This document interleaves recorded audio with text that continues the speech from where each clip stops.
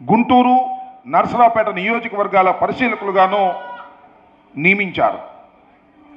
ఇది మేము బాధ్యతగా భావిస్తున్నాము తప్ప పదవులుగా భావించడం లేదని మనవి చేస్తున్నా.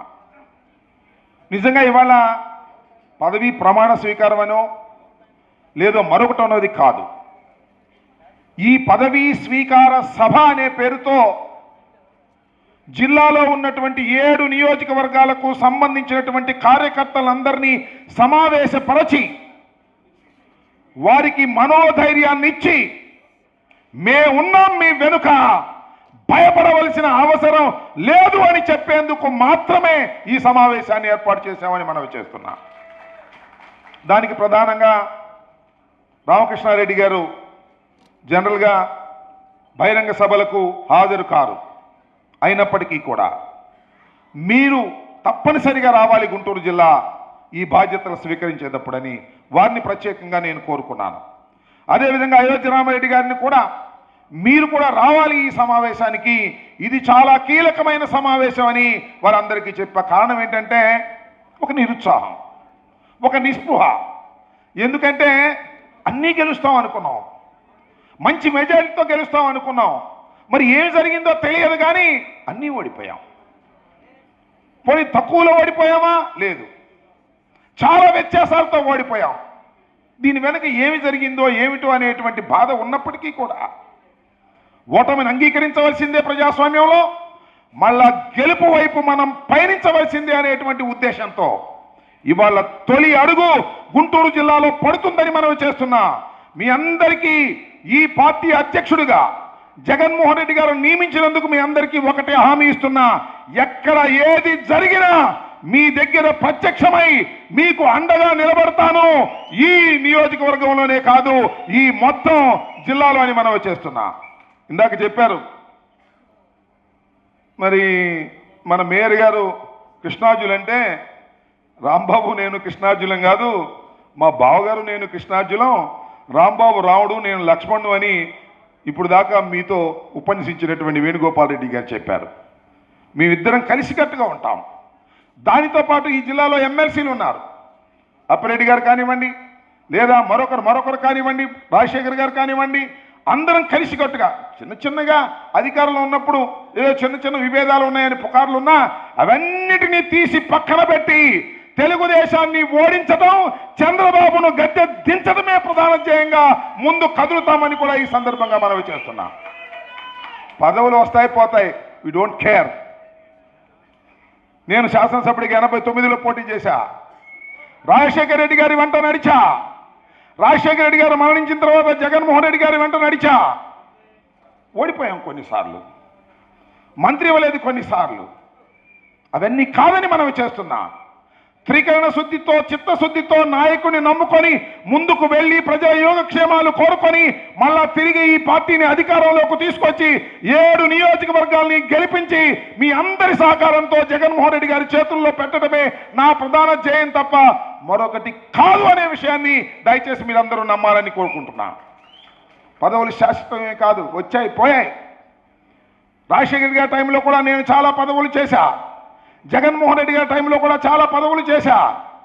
రేపల్లిలో పుట్టా, సత్తెనపల్లిలో తిరిగా, మళ్ళా గుంటూరు వచ్చి గుంటూరు ఈ బాధ్యతలు చేపట్టు రాంబాబన్న అని ఆదేశించాడు, శిరస వహించాను. మీకు సేవ చేసి మళ్ళా తిరిగి వైఎస్ఆర్ కాంగ్రెస్ పార్టీని అధికారంలోకి తీసుకొచ్చేటటువంటి కార్యక్రమంలో నిమగ్నమై ఉంటామని కూడా మనం చేస్తున్నా.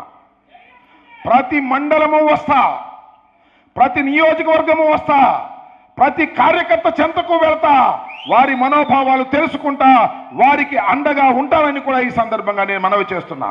ఇందాక చెప్పాడు వేణుగోపాల్ రెడ్డి గారు గ్రీన్ బుక్ అని, నేను మనవి చేస్తున్నా. ఆయన ఎవరు? చంద్రబాబు నాయుడు గారు అబ్బాయి రెడ్ బుక్ పెట్టాడు.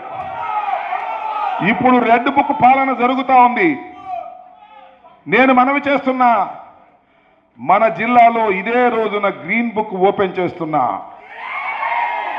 ఏ కార్యకర్త అయితే వైఎస్ఆర్ కాంగ్రెస్ పార్టీకి గట్టిగా పనిచేస్తాడో ఆ కార్యకర్త పేరు గ్రీన్ బుక్ లో రాసుకుంటా.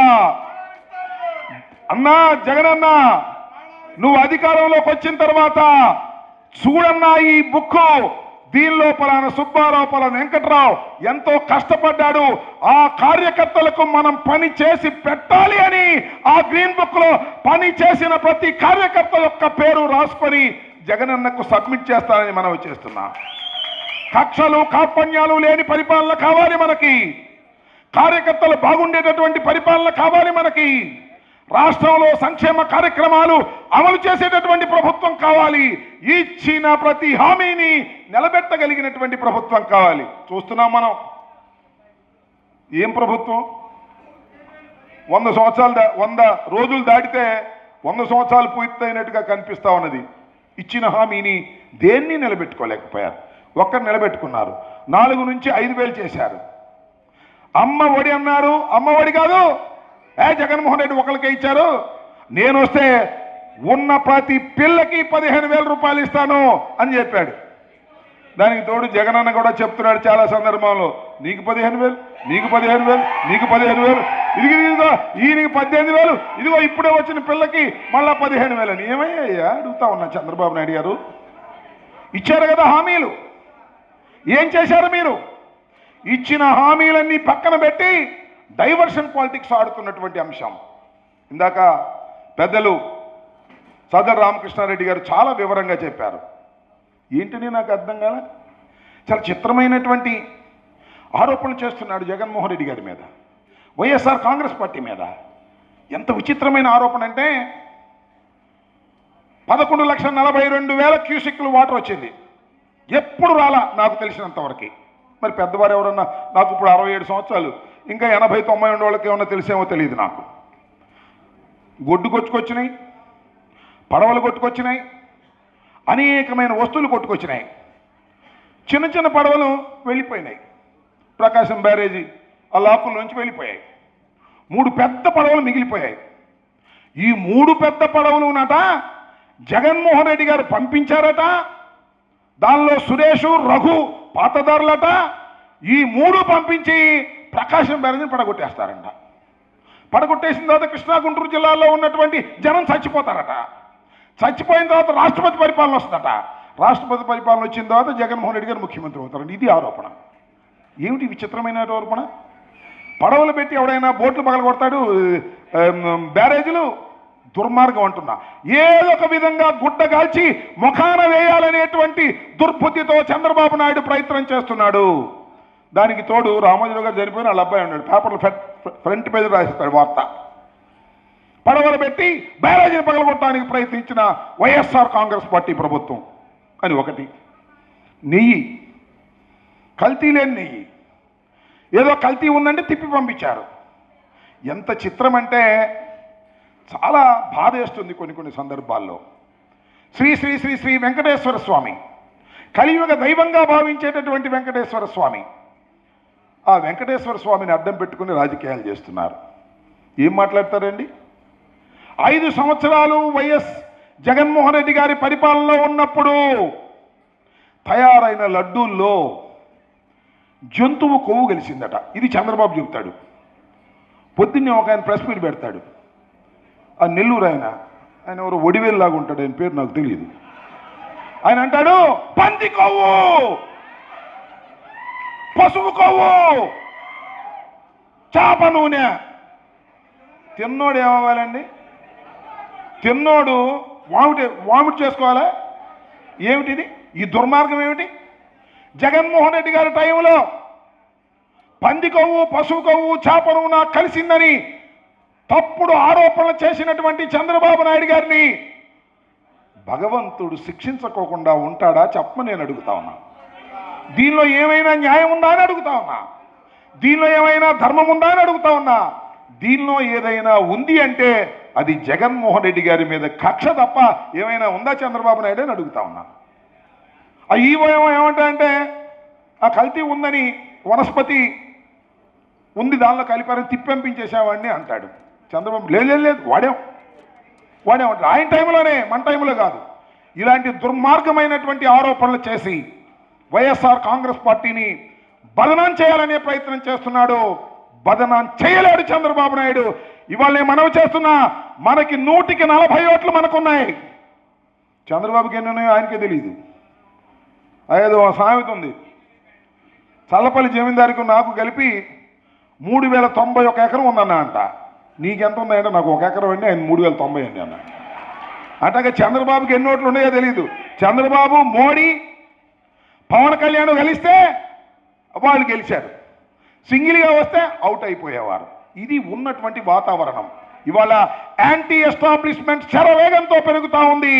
ఒక్క 100 రోజుల్లోనే చంద్రబాబు చేసినటువంటి పాపాలన్నీ బయటపడుతూ ఉన్నాయి. మీరు గమనించాలని మనం చేస్తున్నాం. మనోధైర్యాన్ని తెచ్చుకుందాం, వైఎస్ఆర్ కాంగ్రెస్ పార్టీకి అండగా ఉందాం, ప్రతి గ్రామము వెళదాం, మన కార్యకర్తల్ని పలకరిద్దాం, స్కీములు రాగా అల్లాడిపోతున్నటువంటి ప్రజానీకానికి అండగా ఉందామనే విషయాన్ని కూడా ఈ సందర్భంగా మీ అందరికీ మనవి చేస్తూ, రాబోయే కాలంలో వేదిక మీద ఉన్నటువంటి పెద్దలు అందరి సహకారం నాకు కావాలి. నేను మన నాయకుడిని అని నేను అనుకోను.